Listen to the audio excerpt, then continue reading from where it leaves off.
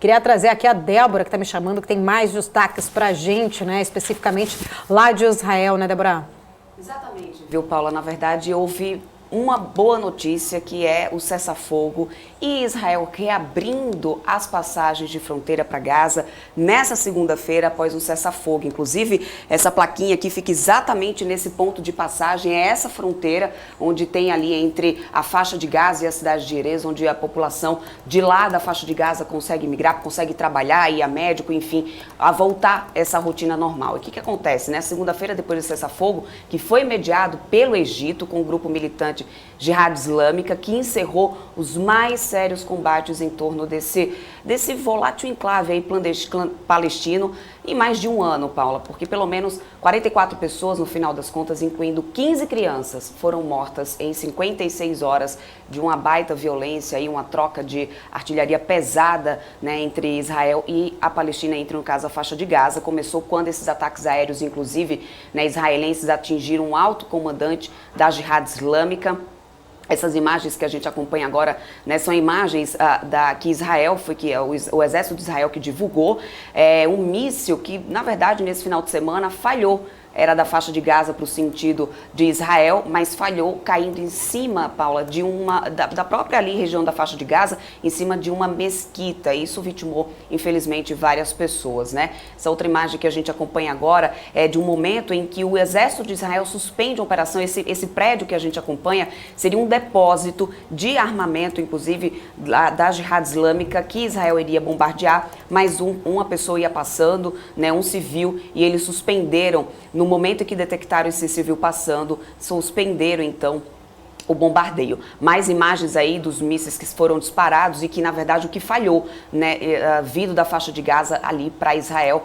Nessa ação, né, Israel disse que, inclusive, essa ação foi uma operação preventiva, eles continuam defendendo isso, contra esse ataque planejado do grupo apoiado pelo Irã, né, que é a Jihad Islâmica. Centenas de pessoas ficaram feridas, como eu atualizei para vocês, casas foram destruídas na faixa de Gaza, militantes palestinos dispararam mais de 1000 foguetes contra Israel somente nas 54 horas, fazendo, claro, com que moradores da área, tanto do sul como da grande cidade, incluindo Tel Aviv, fossem para abrigos, né, antibomba.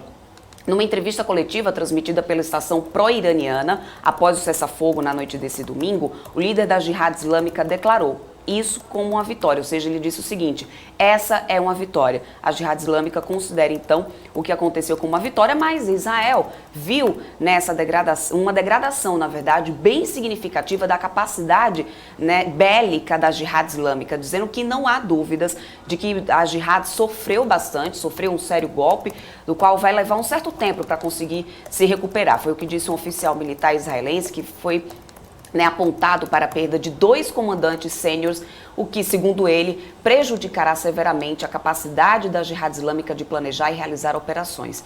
Consciente desse perigo e da escalada desse conflito, Israel teve o cuidado de se concentrar, segundo, né, o Ministério da Defesa israelense, nos alvos da Jihad Islâmica para poder evitar atrair o Hamas. Hamas, que é o grupo terrorista, né, na verdade, que domina ali, que governa a faixa de Gaza.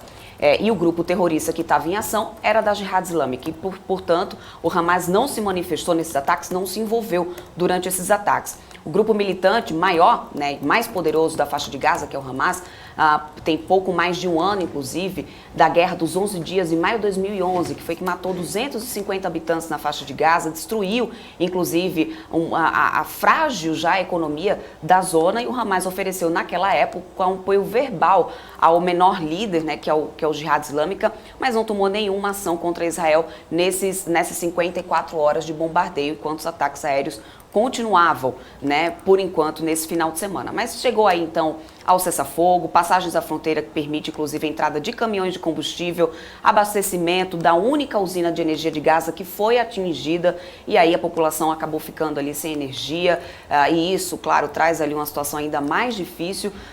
Por horas e horas, eles vão tentar recuperar isso agora nas próximas horas por enquanto. Então tá ali o cessar-fogo, foi negociado através do Egito, o Egito que garantiu, né, a Jihad Islâmica que ia tentar já a soltura dos prisioneiros que foram feitos durante esses dias, viu, Paula? Por enquanto a gente vai acompanhando esse cessar-fogo.